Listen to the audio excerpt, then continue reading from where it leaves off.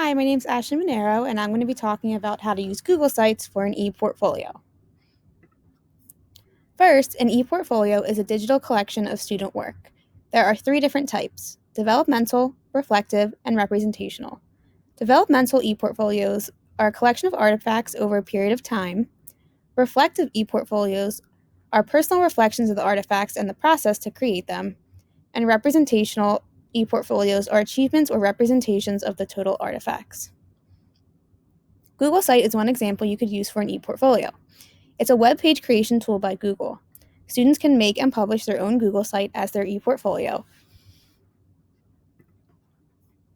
Some elements to consider for an ePortfolio from Edutopia include: can the student work be made public, or is it housed inside a walled garden? Can students view and comment on each other's work? Can the teacher provide feedback for the student privately? Is student work easily organized by date, course, or some other category? Are the portfolios transferable from year to year as the student moves through the school? Can students access their work or export it when they leave the school? Does the platform allow for multiple file types, such as documents, sound files, or video files? What are the costs for using the tool or the platform? Can a teacher create a teacher account and student accounts, or do students sign up on their own? There are many advantages to Google Sites.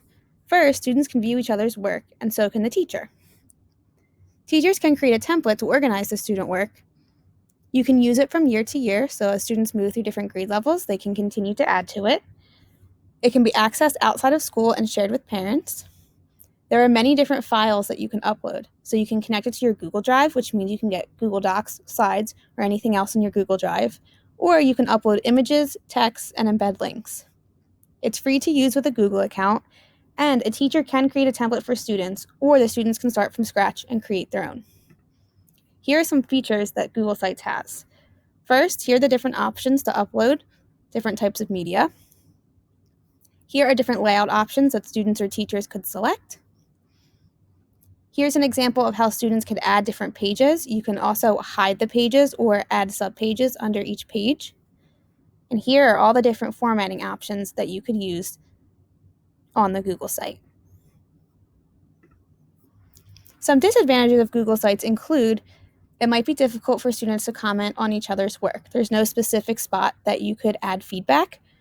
Additionally, it's difficult for teachers to comment or provide feedback on students' work, but there is a way to work around it. It might be a little bit difficult for primary students to use. You need to have a Google account in order to make one, and students might require some training and practice before creating their site. Some potential uses of Google Sites include: for a developmental ePortfolio, you can create different pages for each subject, and students can upload their work under each subject and continue to add to it. Or they can create pages for each month, and it can be organized by month and date. You can upload pictures of the work or work that was created directly in their Google Drive. It can also be used as a reflective ePortfolio, and you can create pages for each artifact the student is uploading. And you can upload their work, and then you can add text, and the text can be used as their reflection, or you could upload a Google Doc as their reflection that explains the process of them creating the artifact. And it can also be used for representational. So you can, one idea would be to create a class site and make a page for each student, and then each student can upload to their page to show off their artifacts.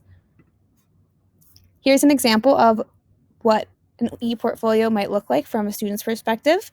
Over here are all the different pages. And then if you scroll down here, you might see all the buttons that they added. They can have a title, there's images they can upload, and as well as text. Some creative uses of Google Sites include: to fix the problem with not being able to comment and provide feedback, there's a way to embed a Google form where the teacher can go in and type their feedback there. You can also share it with parents at home, and they can comment on these Google forms, and it's a great way to connect the classroom with at home. If you teach the students the different features, you can give them freedom in how they want to set up their portfolio, so they can decide what templates they want to use, what pages they want to use, and how they want to organize it. And if you would like, you can have the student continue to add to their site in grade level as they continue to get older, so it can be a collection of all of their work throughout their schooling. I talked to two teachers who use Google Sites. One was a second grade teacher and one was a fifth grade teacher. The second grade teacher currently uses Google Sites, but she uses it as her classroom website, so she is familiar with it. She's currently not using it as an ePortfolio, but I told her about using it for an ePortfolio, and she said she used to teach fifth grades, and it sounds like it would work great for fifth, which is what I teach.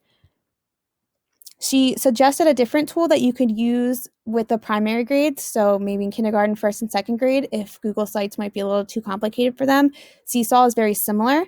And then what she suggested is if students are continuing to add to their portfolio using Google Site as they get older, you can actually post your Seesaw link. So all of it will end up being connected. I also talked to my grade level partner, who's a fifth grade teacher. She also currently uses Google Sites for her classroom website.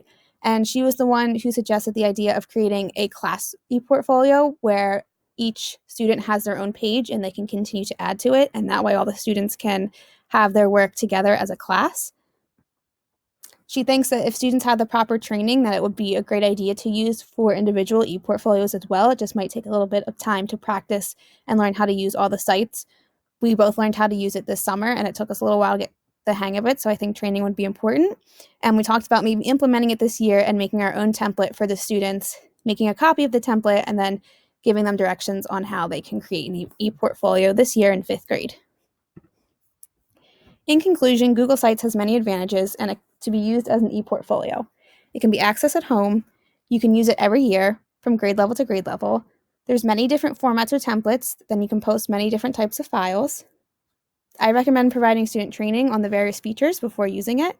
And I would suggest using it for grades 3 and up, and maybe using Seesaw for the younger grades and then connecting the two, as my colleague suggested. It allows for creativity and freedom for students to organize it how they want, but also gives the teacher control if you would like to make your own template. And it would work really well if you have a Google account and Google Drive set up.